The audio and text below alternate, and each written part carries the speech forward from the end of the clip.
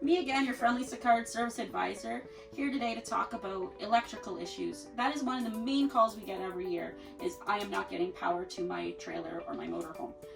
This is where Alex is going to come in. He will troubleshoot with us or have some things that you can look for before you give us a call and save yourself some time and some headaches.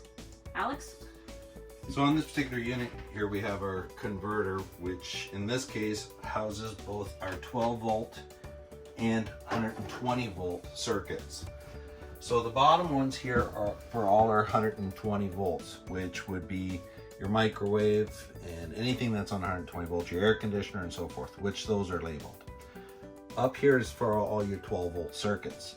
So what we have is any of your lighting or so forth, they're all on 12 volt.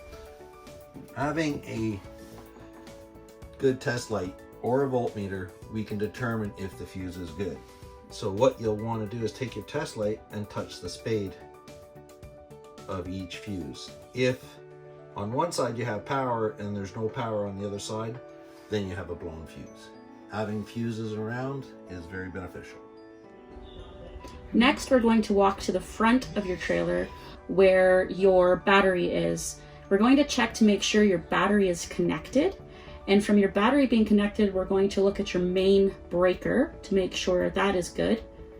After we check that, we are going to walk over to your battery disconnect if it has one to make sure that's in the proper position as well.